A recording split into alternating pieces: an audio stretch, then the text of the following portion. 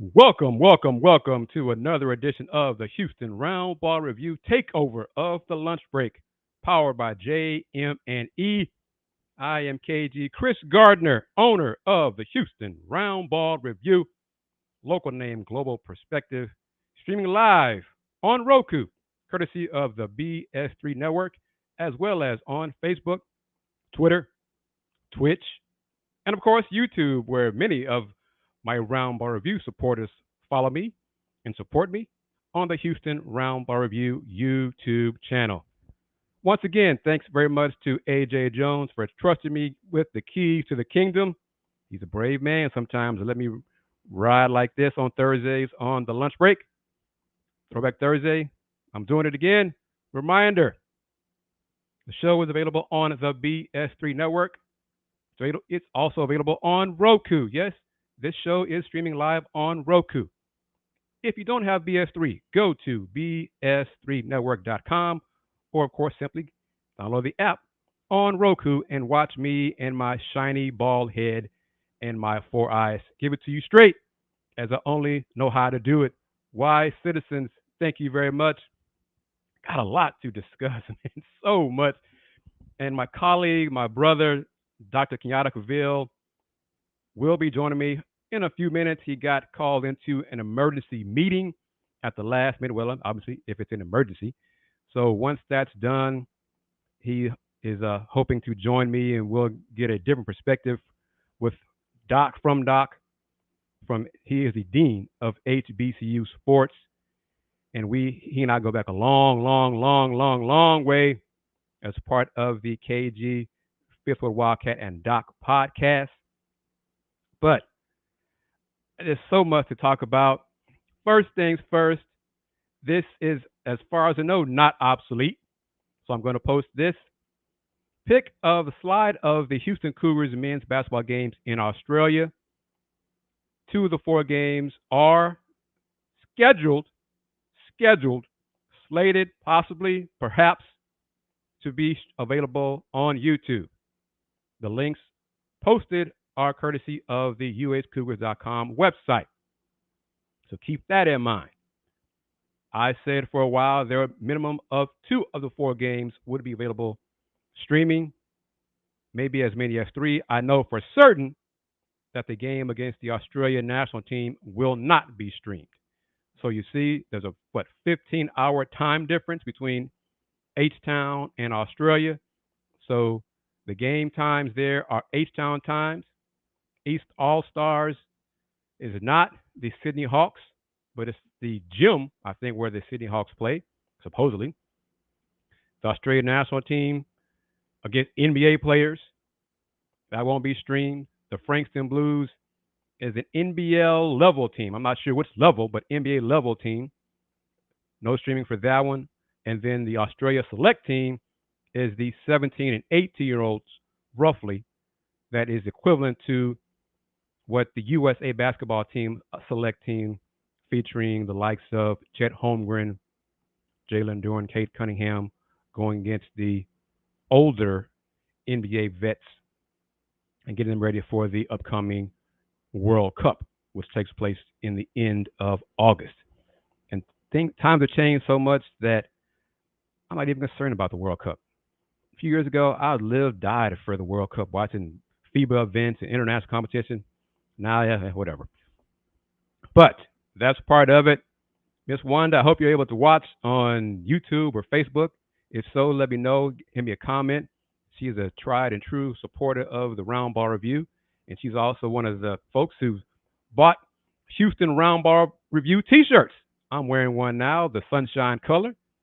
I'll pan down a little bit there. Houston Roundball Review, y'all know it is. Local name, Global Perspective.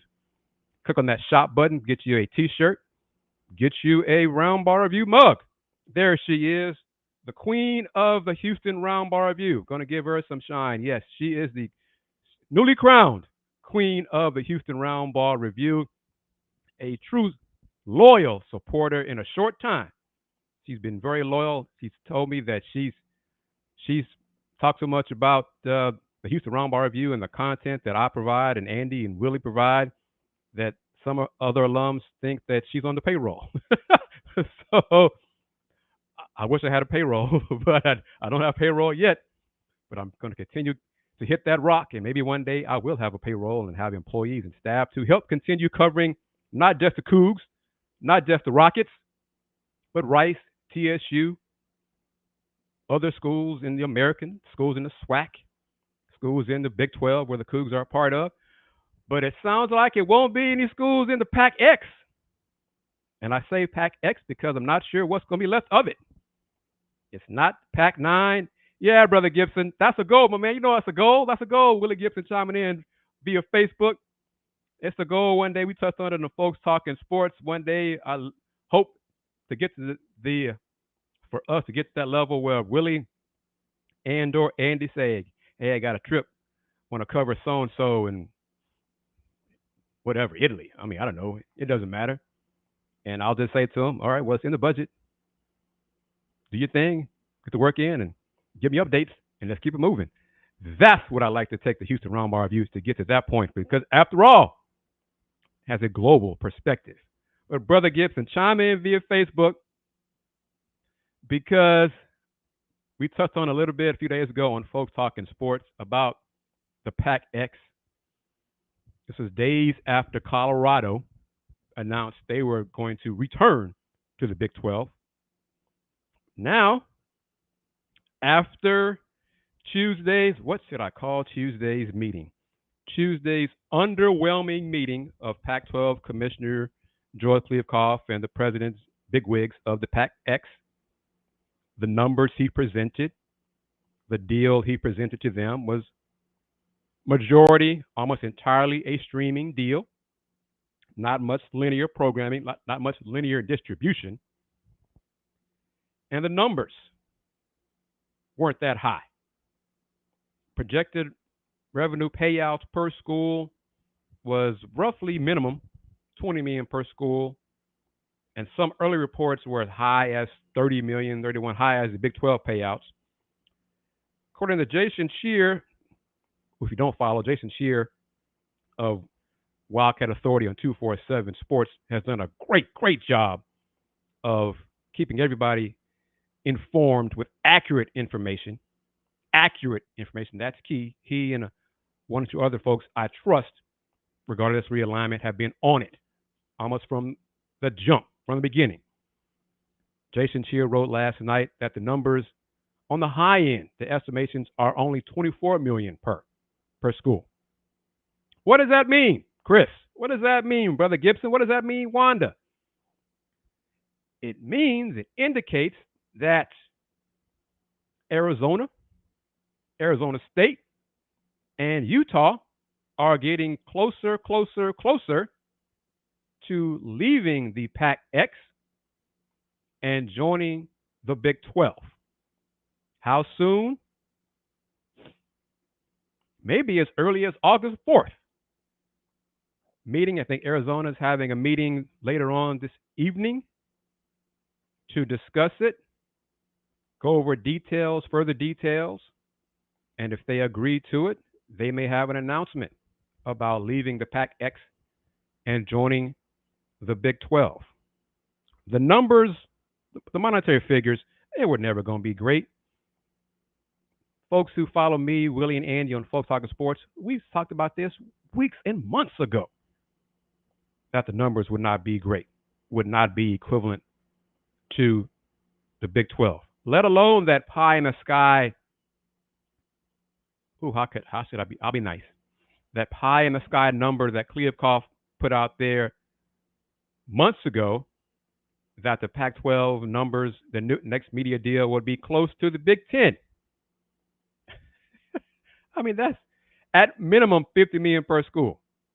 No one outside of his little green-colored sky world believed that the the Pac-12 numbers are going to be anywhere close to the Big 10. As Willie's response here indicates, no one thought that. Fast forwarding now to August, the numbers range between 20 and 24 million per school. Well, that's 40% and not quite half of his initial 50 million pie in the sky dream. Good on him, but he is going to be in charge of a conference, a dying conference. It's a dead conference moving. It's trying to rearrange chairs on the deck of the Titanic. So I'm not sure what will happen, but Arizona State for a long time, and Utah, long time. No. We are loyal to the Pac-12. We are not going to leave the Pac-12. Ooh, the Big 12. Ooh, we're not. No. They're beneath us. No, we're not going to do that. How dare they even consider us wanting to entertain joining that conference? Pshaw. Saw those numbers. What, $20 million? What? That's all it is? Oh, what's Brett Yormark's number? Oh, boy, I hope he hasn't blocked us yet. Oh. Hi, Brett. Hey, how you doing? This is Arizona State, Utah. You still want to talk to us about have open arms for us to join the conference? Yeah, I think we can work that out. Boy, money talks, and BS walks. But yes, it's amazing how quickly things change once they were presented with some numbers, even though for a long time, anyone outside of their little windows, their rose-tinted windows, whatever, no one thought the numbers were going to be as comparable to the Big 12. No one. Well, no, that's not true. Willie Gibson knows that's true. There were some Pac-12 beat writers that kept hammering. Oh, yeah, the numbers are going to be better than the Big 12. Oh, yeah. Yep. Okay. Wrong. And then they now see those numbers. Yeah, okay. But the question I have, because it's not done, apparently, with this realignment, and once Dr. Cavil joins, assuming his meeting ends in no time for him to pop on today's show of the lunch break, the Houston Roundball Review TAKEOVER, powered by JM&E, streaming live on Roku, courtesy of the BS3 network. Why all this realignment? All of it is because of college football. All of it. I'm not a college football guy. I watch it. Anything else to watch on TV, I'll watch it. I'm a basketball guy.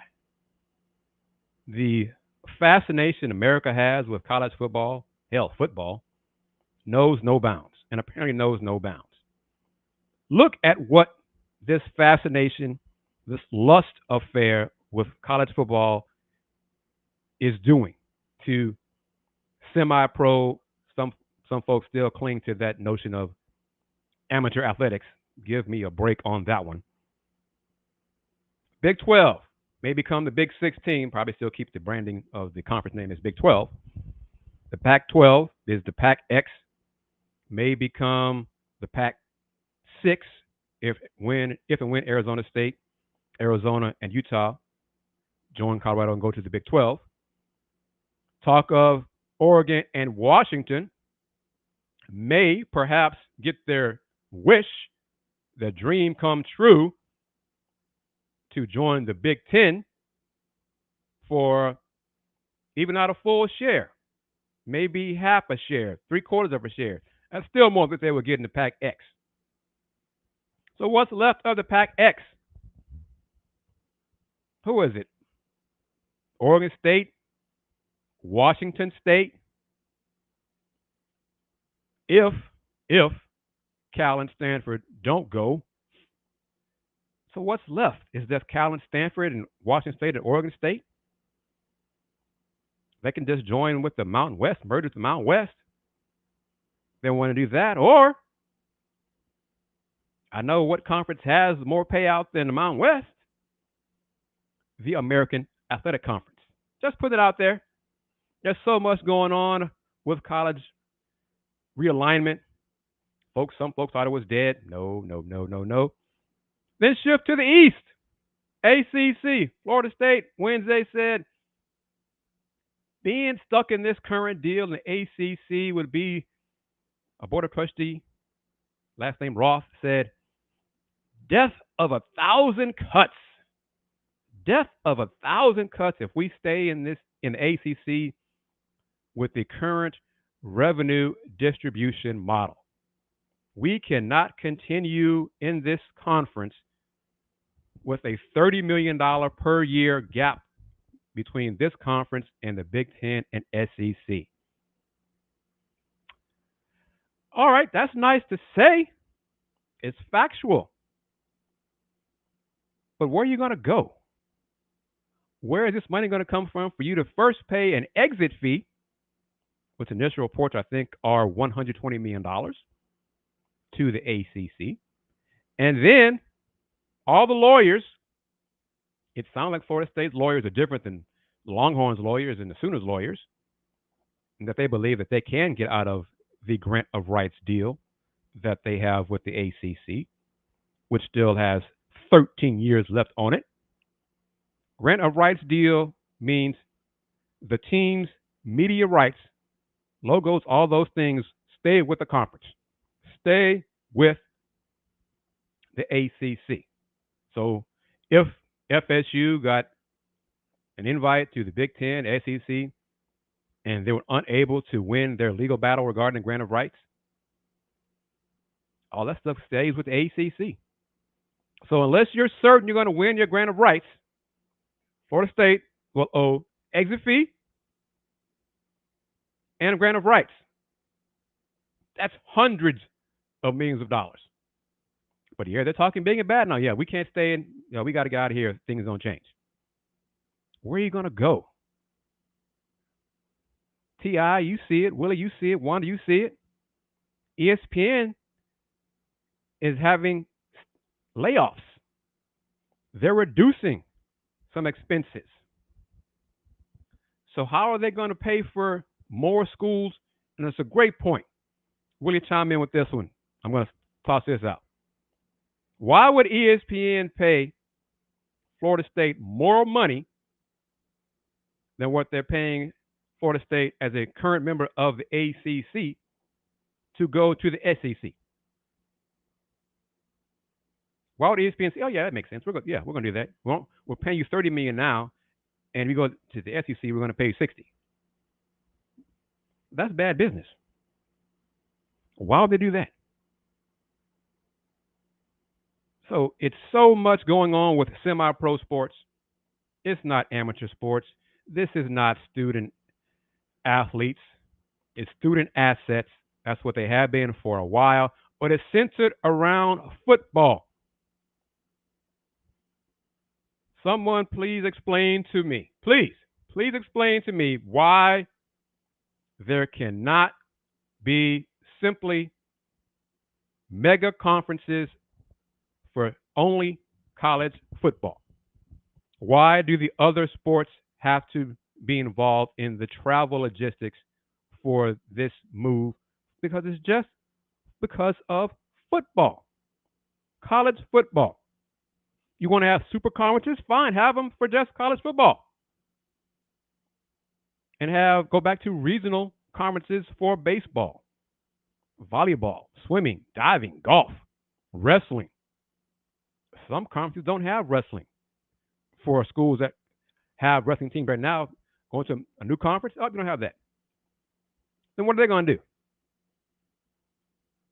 All of these discussions are because of football. I know it. College football makes the world of college sports go round. I know that. I understand that. Known it for a long time. But the travel involved, flying back and forth, wanting to be a national conference, a 4-time zone conference, which is what Big 12 Commissioner Brett Yormark still is an aspiration for the Big 12 to be a 4-time zone conference. Brother Gibson, I think Arizona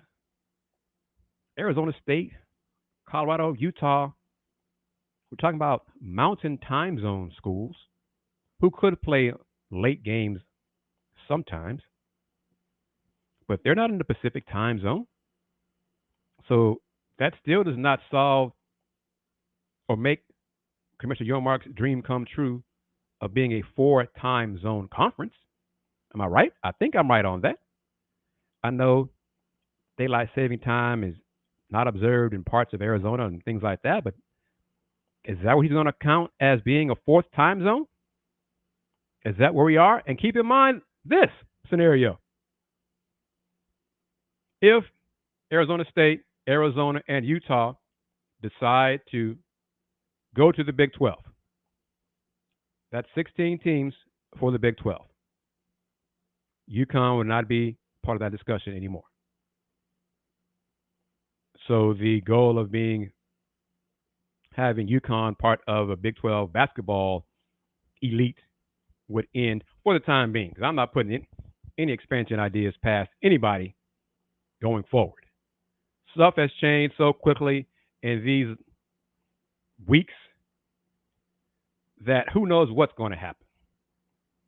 2 weeks ago, Utah, heck, last week, Utah said, no, we're not going to the Big 12. No, we're not going to the Big 12. Not going to do it. Not happening. We're going to die on this hill with the Pac-12. Then he finally saw some numbers. Oh, okay, yeah, okay. We got to look out for our best interest and do what's best for our student athletes going forward. Oh, lo and behold. But even all that, the revenue gap between the Big 12 and the SEC and Big 10 is still massive. It's still massive.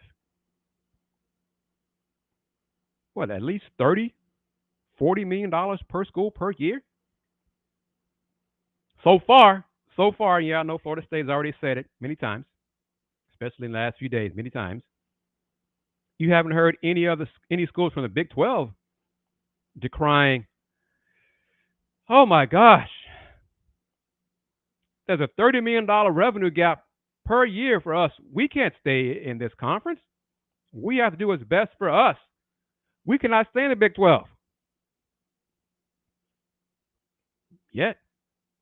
Wanda, how soon do you think Kris Pesman will say, boy, the difference in revenue that we're getting between us as a Big 12 member and the Big 10, it's just too much. It's too much. We cannot do this. We cannot stay in the Big 12. We have to, there's got to be a different revenue model for us in order to survive. Oh, Paris, we can't live on just $35 million, $40 million in media rights. We can't do it. We need to have the $70 million or $100 million that they're getting from the Big 10. We can't. We can't do that. How are we supposed to live? How can we function as a university, as an athletic department, on just these mere peanuts? That's what Florida State sounds like right now. We can't. And their football team hasn't done squat for 15 years on a national championship elite competition level. But it's amazing how times have changed, how people change, values change. But at some point, thank you, Miss Wanda, at some point, and yes, obviously, in terms of national football brands, the University of Houston does not compare to Florida State. Clearly. But we do know, Houston fans know, that the last time those two teams squared off, which team won? And that loss by Florida State really began the downward spiral for that football program. That butt whipping they took and received courtesy of the Cougars,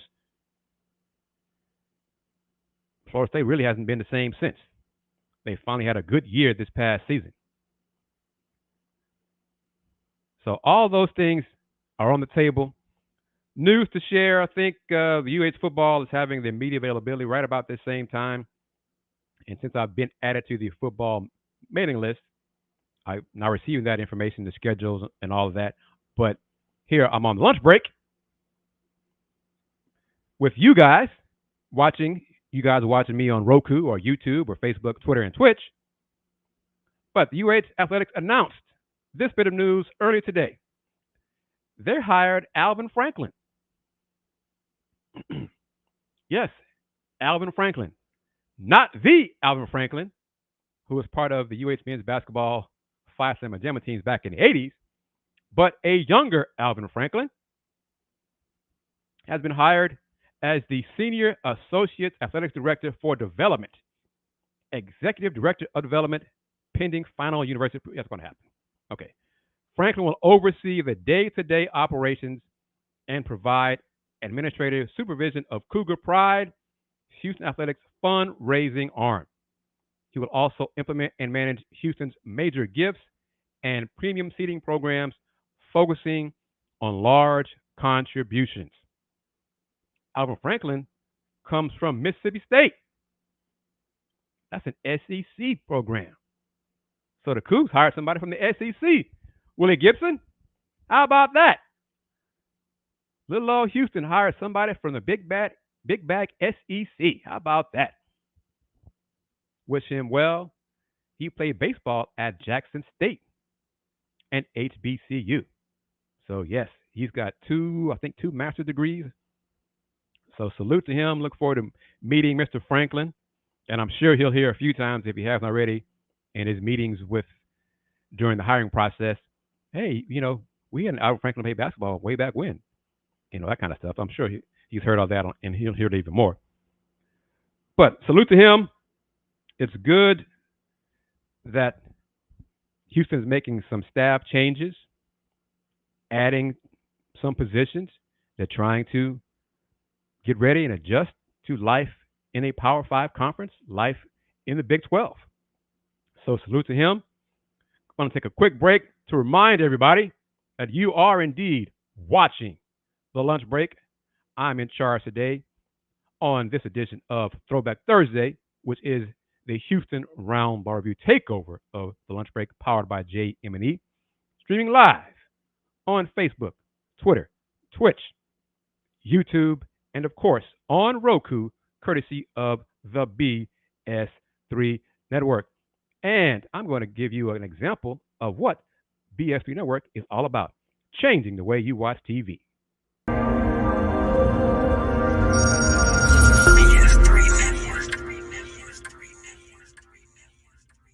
BS3 Network, changing the way you watch TV.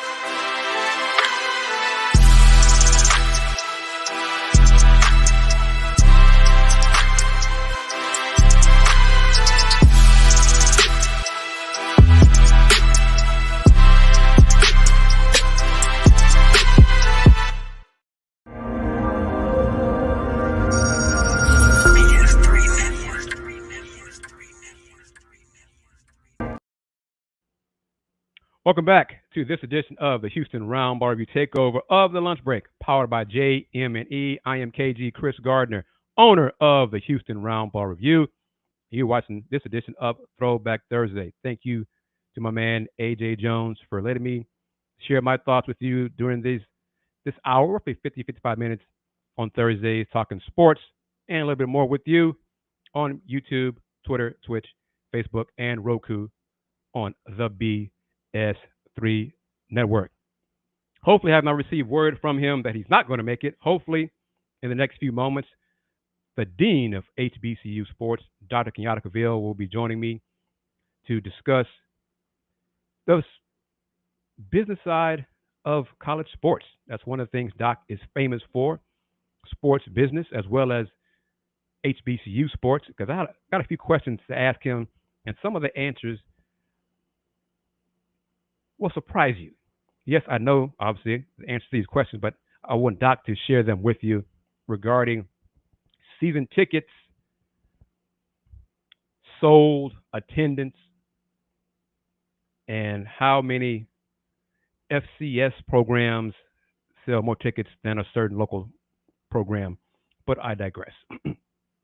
Tuesday, August 1st, the Houston Cougars men's basketball team had their red and white scrimmage. Brother Gibson, if you're still watching, got a comment. This clip is a reminder that Coach Kelvin Sampson does not shy away from giving folks verbal haircuts, including me. Okay? So this is a brief clip.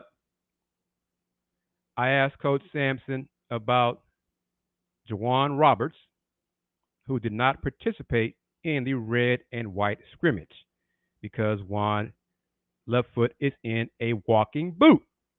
So I asked Coach Sampson how Juan is doing and the severity of the injury. Check this out. Coach, somebody can break the ice. See you, Juan in a boot. What's his status with that? Sorry? Juwan in the boot. J1 in a boot. If we had a game night, he would have played. It's he'll play Monday. We play. So. Nothing serious. No. But the game tonight, he'll play. That means it's not serious. That means it's not serious. If we had a game night, he'd play. At least he was smiling, so you know he was just giving me some stuff. But yes, Willie Gibson. Just remember your time when Coach Sampson joined us on the lunch break, and he kind of buzzed you. You're not alone. He does it to all of us. So no worries whatsoever about that. But yes, Juwan Roberts, he told me before I asked Coach, I already knew the answer really, that he was good. It was just precaution. He rolled his foot, rolled the ankle in practice, and he was good to go for the upcoming trip to in Australia. So just keep it in mind. I wanted to share that for everyone in case you missed it. I have that clip as a YouTube short. It's also been posted on Instagram at Houston Roundball Review, and of course on Threads at Houston Roundball Review, and on Facebook. I've shared it on all those platforms as well. So you got the idea. A few of the clips are posted as shorts. Jamal Shead, ask him, see if I can pull it up because it's going to be a little different. Let me see if I can do it real quick here. Let's see. Jamal is getting candid in his aging years as he is in his fourth year at Houston. Let's see. Here we go. All right, I asked Jamal about his thoughts on how the scrimmage went, and then he was asked about what the Cougs will face in Australia. What are your thoughts on the scrimmage? I think we got a lot to improve on, but overall our effort was there. We just got to get in shape. Well, what do you think just now going to Australia, some of the competition that you made, good chance to see where you guys are as a team, going into the season? We're either going to fight back and give guys a really good game, or the pros are going to kick our ass. So we got to go in with the right mindset and just be ready to go out there and defend and play hard.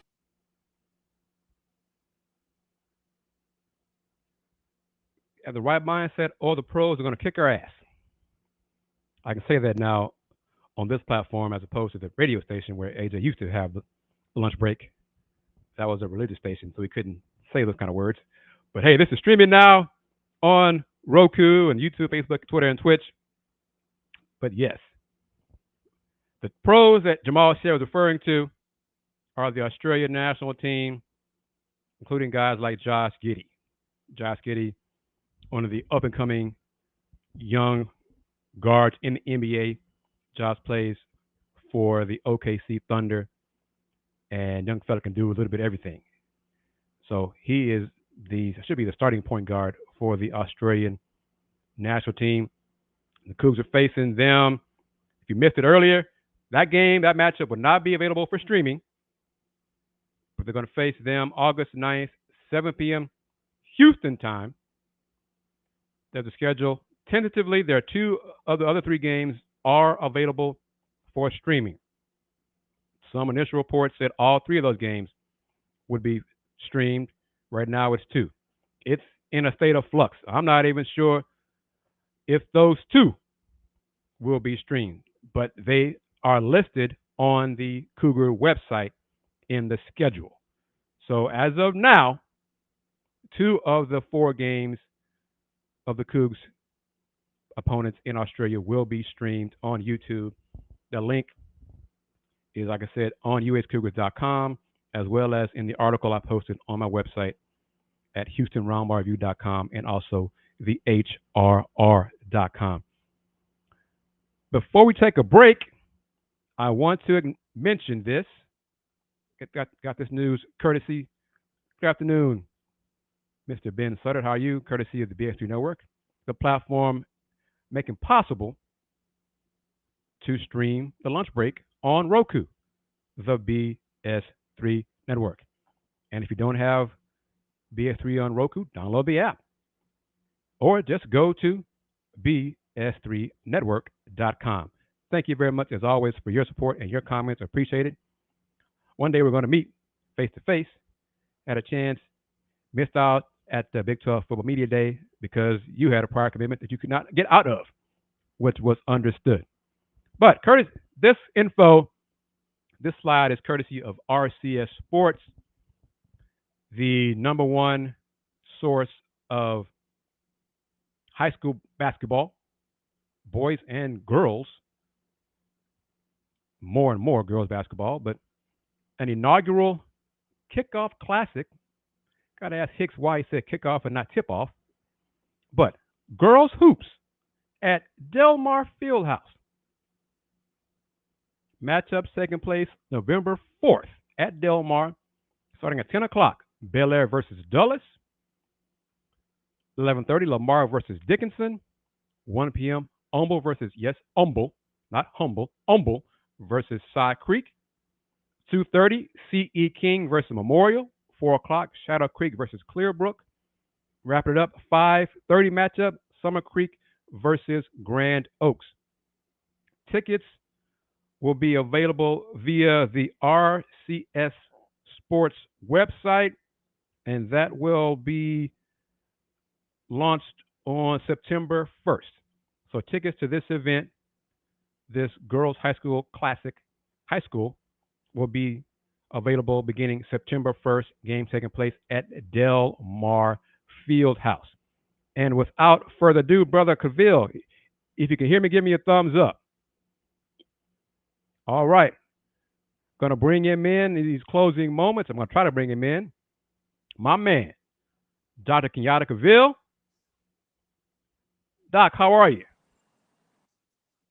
I'm doing well, and yourself? Doing well, First, my man. Let me say, man, I'm proud of what you putting together, man. This is exciting, man. I'm hearing breaking news that you're doing from all this conference churning. I know we're going to talk a little bit about HBCUs, but I just had to put that out there, man. You on fire, man. You getting it done, brother. I appreciate it, Doc. I'm trying to be like you, man. We're all trying to follow in the footsteps of the Hall of Famer Ralph Cooper. So that's what we learn from. We're just gotta continue pressing forward. Let's get into it. Doc, very true. I touched on it. Folks might not know this. Which conference has led FCS in attendance, football attendance?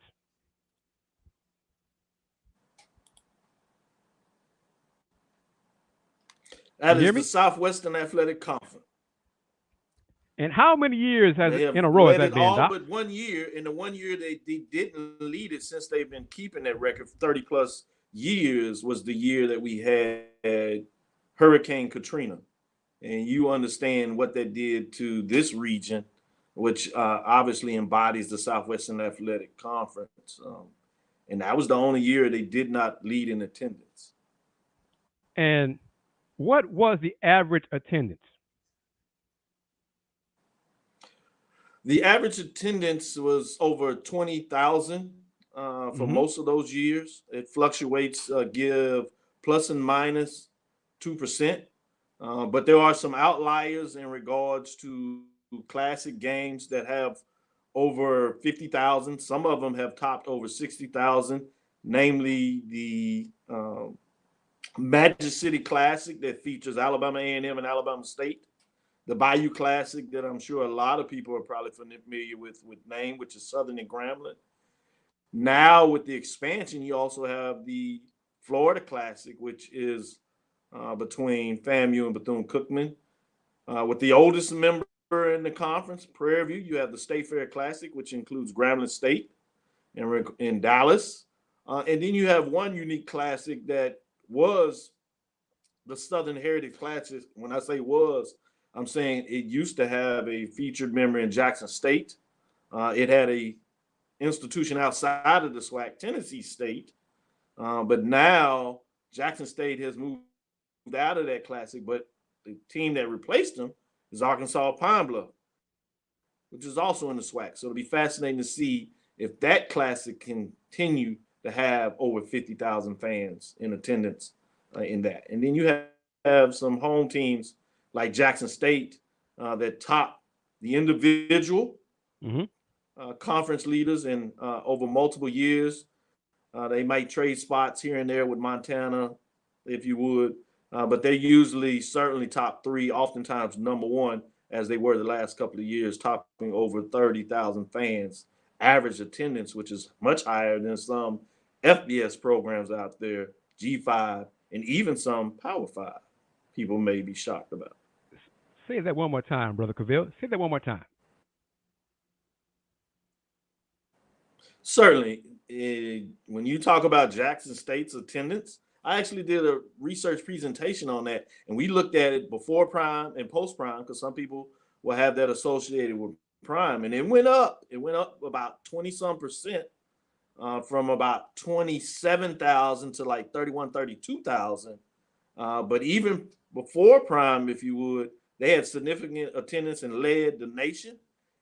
And that 27,000 average attendance, certainly the 32,000 over the last 2 years in terms of what it increased to, it led FCS, but people may not realize that it was higher than many FBS programs, including those G5 programs. And some people may be stunned, as I said, that it is higher than some of the Power 5 member conferences' individual average home attendance. And I'm going to say this, Wanda, that includes our alma mater, the University of Houston. So keep that in mind. So that was before Houston joined the Big 12. Yes, it does. I was not going to bring that up because you're a friend of mine, but I know you like to stand on your facts truth. Are facts. Yeah, that's right. I stand on the truth. So we'll see how the Big 12 will wave the magic wand, if it will improve, how much it improves Houston's season ticket numbers going forward now that Houston is a part of the Big 12. Because it's supposed to be the elixir. Yeah. It's the reason why UH alums did not go to games when the Cougs were in the American, because of the opponents. Oh, who's the Cougs playing? Who are the Cougs playing? Okay, well, now the Cougs are going to be in the Big 12. So let's see if the numbers increase to 30,000 plus on average, 32, et cetera, going forward. Mr. Willie Gibson in Ohio, an Ohio State alum, is probably shaking his head like, bro, 30,000, that's all y'all get? But, well, don't even get that. But, but that is the goal for Kris Pesman, the VP of Athletics. Dr. Cavil, help me understand this, Doc.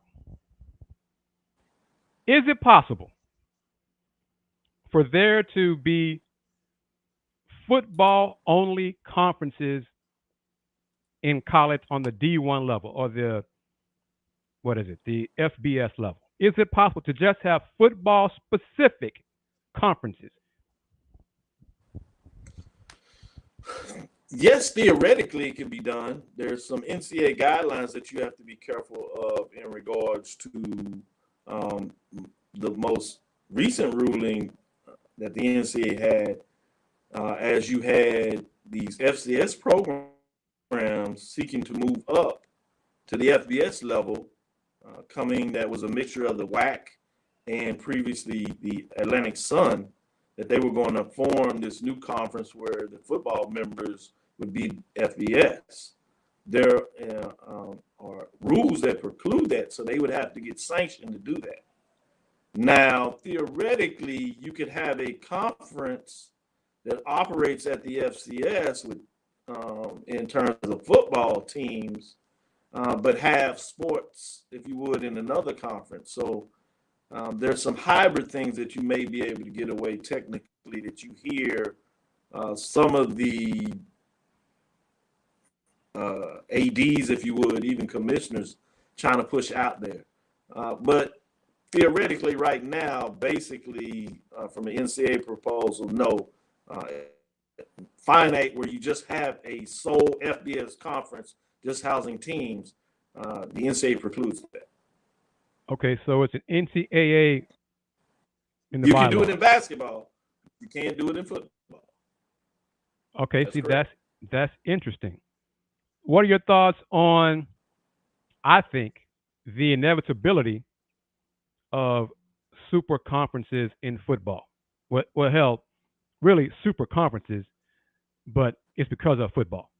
I'm talking 20, 24 member conferences, which really are two conferences matched together. I can see where you're going with that, and I've heard them talk about that, and it makes some sense. But just because you can't do it based on NCAA rules now, the programs that you're talking about, the Power Five that will control it, that always try to get all the legislative rules, they control, 95% of the legislative platform, so it's not like they couldn't change the rules. Do you think that's going to happen? Votes, you change it. Yeah, you think it's going to happen in the near future? I would be surprised.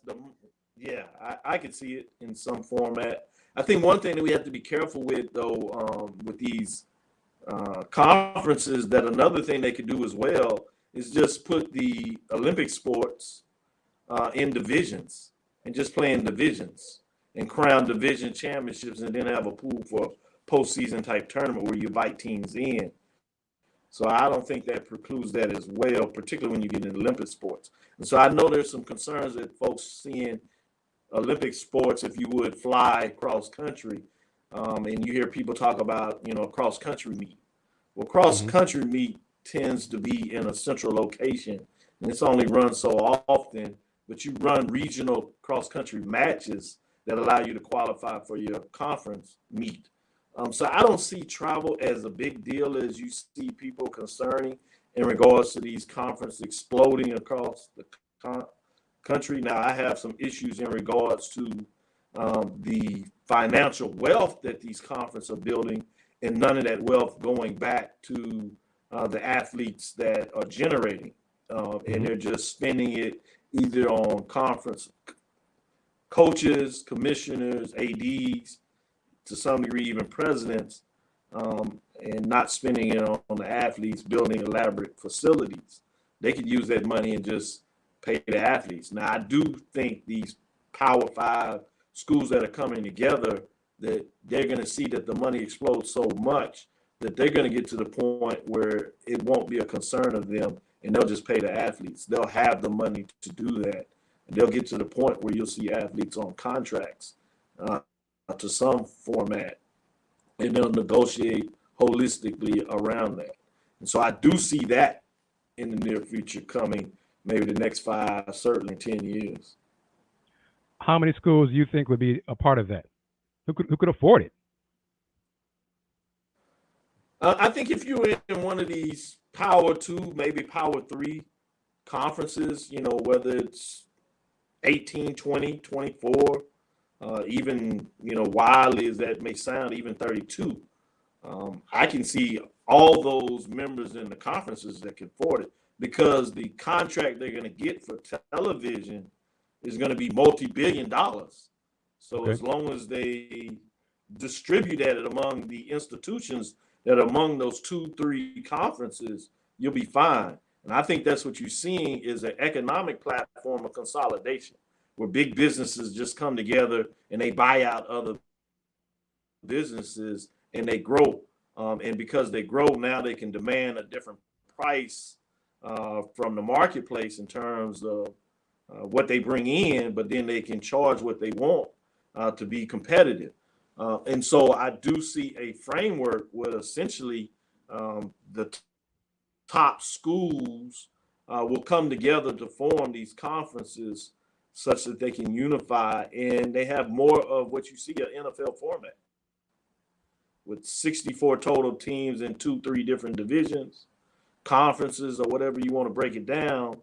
And then they just find a way to divvy up the money appropriately within those member institutions. Now, everybody else would be shut out.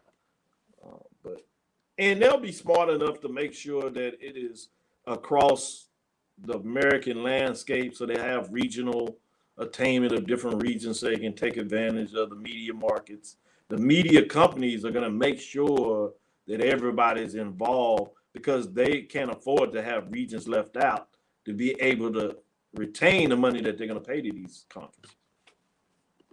How would that impact, if at all, HBCUs?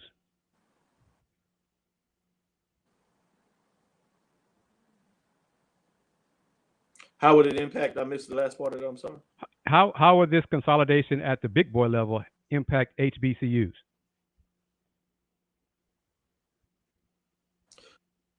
Now, that's a really important question to me as an HBCU researcher.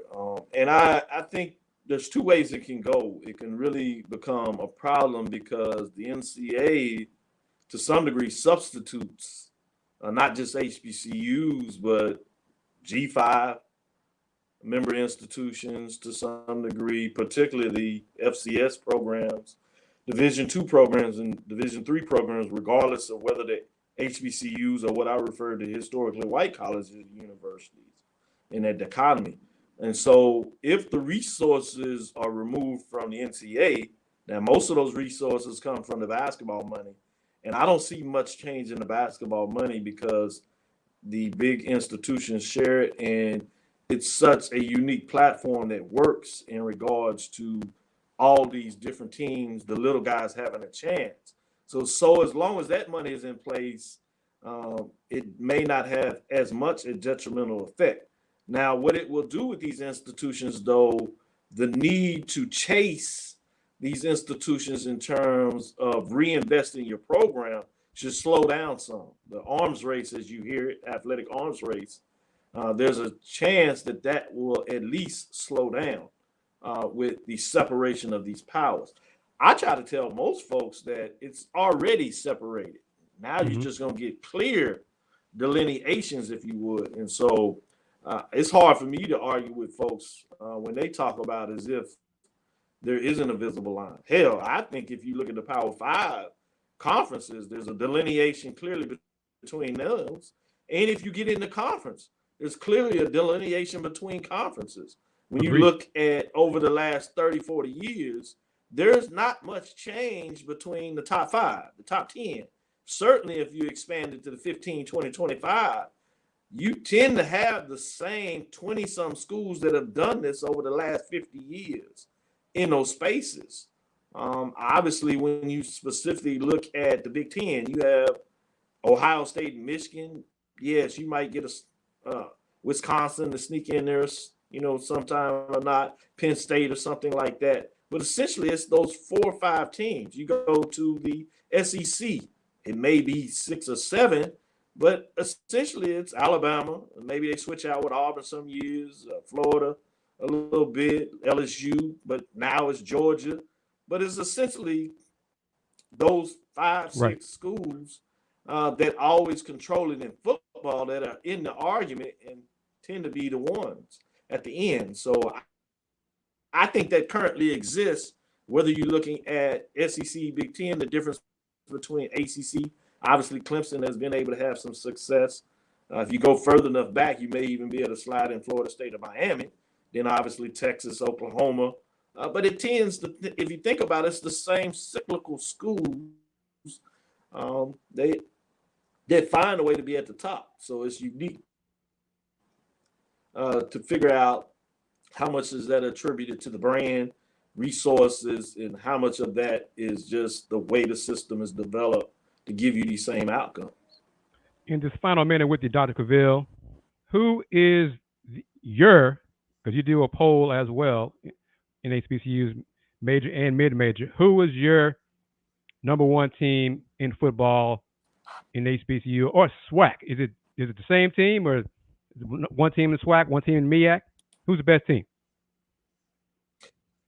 Yeah, I have my top poll, and my number one team preseason that I selected is outside of the SWAC, which may surprise some people, which is North Carolina Central, the Eagles, that won the MEAC SWAC game celebration bowl, if you would. That was on ABC. They defeated Jackson State.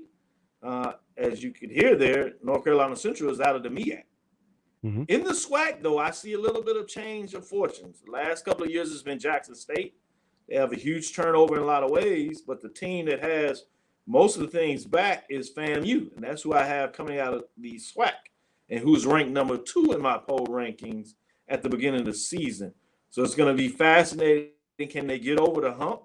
They've been able to really play really well in the SWAC. Some would say dominate the SWAC outside of Jackson State, who has beat them the last 2 years. So the question for many people is, can they get over the hump?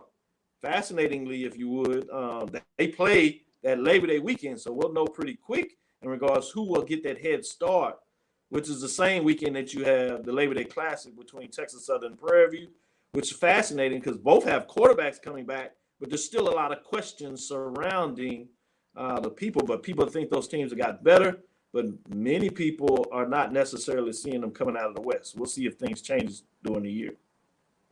How can folks keep up with you on social media, Doc, as we close it out? Dr. Kenyatta Cavil, DrKenyattaCavil. That's Twitter, Facebook, and Instagram. DrKenyattaCavil. That's Dr. Kenyatta Cavil. Inside the HBCU Sports Lab, a live program that we do, 6 o'clock Central, Tuesday and Thursday. And during the football season in the fall, starting in late August as we kick things off, we'll do a Sunday edition where we have it at 9 o'clock. So you can catch that on Facebook Live, or if you want to go to YouTube on demand, as we give you the latest on HBCU sporting news, mainly at the FCS level, but also at the Division II. We do the sporting HBCU dashboard, so we cover it all. Thanks very much, Doc, and we're going to wrap it up on this edition of the Houston Roundball Review Takeover. I am KG Kris Gardner, owner of the Houston Roundball Review. You've been watching us on Facebook, Twitter, Twitch, YouTube, and of course on Roku on the BS Free Network. And wrapping it up, the Houston Roundball Review, since 1994, local name, global perspective. Ms. Sybil Wilkes, you got it. It's Sybil Wilkes with what you need to know. Today, you know what it is. It's Friday Eve, y'all. It's Thursday, but Friday Eve nonetheless. August 3rd, 2023. Number 1.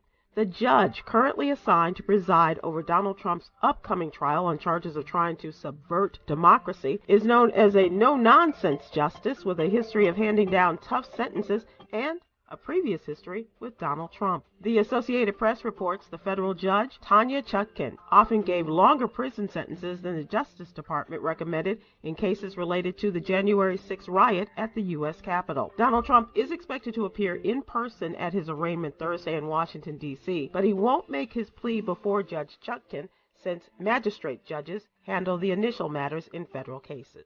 Number 2. Lieutenant Governor Sheila Oliver, who rose to become one of New Jersey's most prominent black leaders and passionate advocates for revitalizing cities and against gun violence, died Tuesday after a sudden illness at the age of 71. No cause of death was given. Oliver was serving as acting governor while Governor Phil Murphy and his family were on vacation. She was the first black woman to hold statewide elective office in the state of New Jersey, winning the vote alongside Murphy in 2017 and again in 2021. Number 3. Rheumatoid arthritis, or RA, is a long-term disease that leads to inflammation of the joints and surrounding tissues. It can also affect other organs. The cause of RA is unknown, but it is an autoimmune disease, which means the body's immune system mistakenly attacks healthy tissue. Rheumatoid arthritis can occur at any age, but it is more common in middle age. And women get RA more often than men, and early aggressive treatment for rheumatoid arthritis can delay joint destruction. Number 4. A new law in Illinois aims to give former inmates a better chance to succeed outside of prison and reduce the likelihood that they'll be sent back. Illinois Governor J.B. Pritzker Friday signed Senate Bill 423, a unanimously passed measure that overhauls the state's mandatory supervised release program, formerly known as parole. The new law allows for more lenient rules for supervised release regarding drug tests, shortened supervision length, and experts believe the new law will help reduce Illinois' recidivism rate, which is over 50%. Number 5. U.S. workers who self-identify as African American are less likely to discuss their personal mental health with coworkers. Additionally, they tend to feel less welcome and less valued at work than any other major racial groups. However, there are signs that the national initiative to encourage more African Americans to seek help to improve their mental health is working. Check out the What You Need to Know newsletter and our mental health and wellness contributor, Aprilette Russell, to find the details. Here's your daily inspiration from Yogi's Jewels. Confidence is not worrying if people like you. Confidence is not caring if they do or not. All right. Join me today live on YouTube and Facebook at 7 p.m. Eastern, 6 p.m. Central with our mental health and wellness contributor, Aprilette Russell, and Internet data privacy expert, Arnez Edwards, as we discuss today's top headlines and more. Thank you to our What You Need to Know partners, the American Heart Association and Black Health Matters. And check out a celebration of Black filmmakers rooted in the HBCU culture. That's November 10th through the 12th, 2023 at Howard University's Blackburn Center. I'm Sybil Wilkes. Be informed, be empowered.